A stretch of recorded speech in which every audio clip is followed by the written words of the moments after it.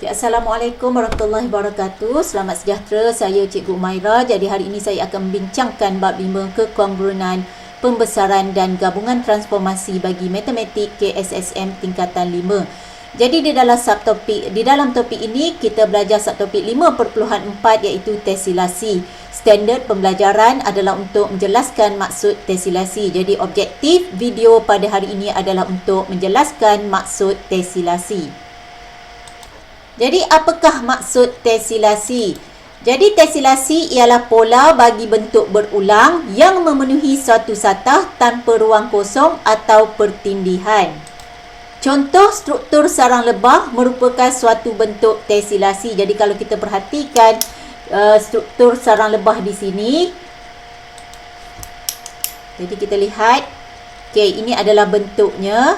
Kita lihat satu bentuk dan bentuk ini sentiasa memenuhi ruang dan berulang.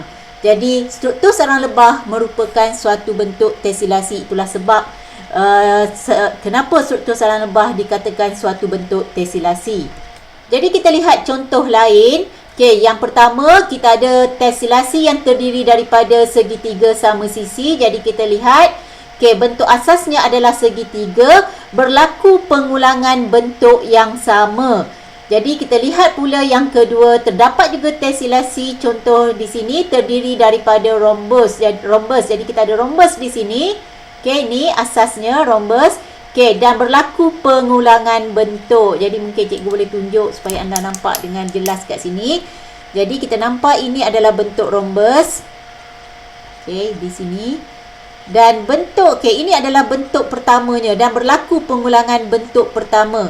Jadi untuk contoh ketiga, gabungan segi empat sama oktagon sekata. Jadi kita ada segi empat sama. Yang pertama, dan yang kedua kita ada oktagon sekata. Jadi berlakulah pengulangan corak ini, bermakna ianya adalah suatu contoh tesilasi.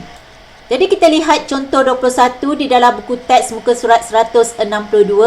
Tentukan sama ada setiap bentuk yang berikut merupakan suatu tesilasi. Jadi kita ada A, B, C dan D. Jadi kita akan lihat gambar rajah A. Kita dapati di sini ini adalah bentuk pentagon. Jadi bentuk lainnya juga adalah pengulangan bentuk pentagon yang asasnya tadi satu. Jadi jawapan untuk A kita dapati gambar rajah A merupakan suatu tesilasi yang terdiri daripada pentagon.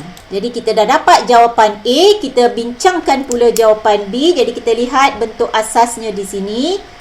Di sinilah bagaimana cara kita ingin mengenal pasti suatu tesilasi yang berwarna biru agak pekat di sini.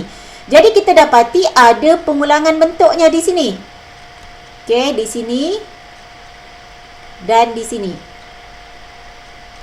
Seterusnya kita lihat pula bentuk lain yang ada iaitu segitiga sama sisi di sini dan berlaku juga pengulangan. Di sini, di sini. Yang saya tandakan right berwarna hijau. Dan kita juga ada berlaku pengulangan bentuk ini. Kebetulan sama color pula. Tetapi kita dapati gambar rajah B tiada pengulangan segi empat ini.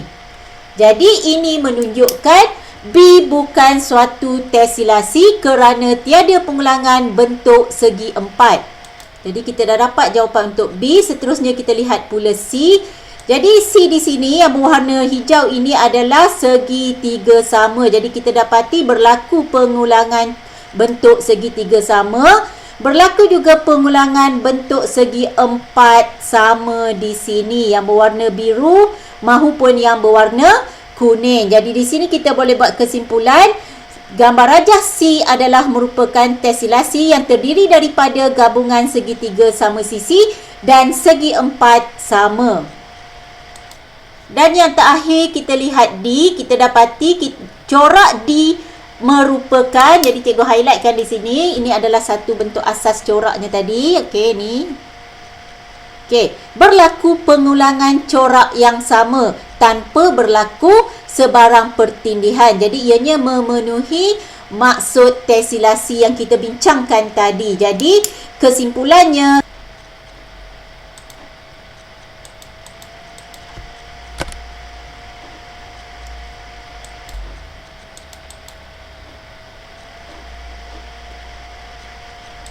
sekian saja video kali ini. Diharapkan video ini mampu memberi manfaat kepada semua yang menonton. Sekian, terima kasih.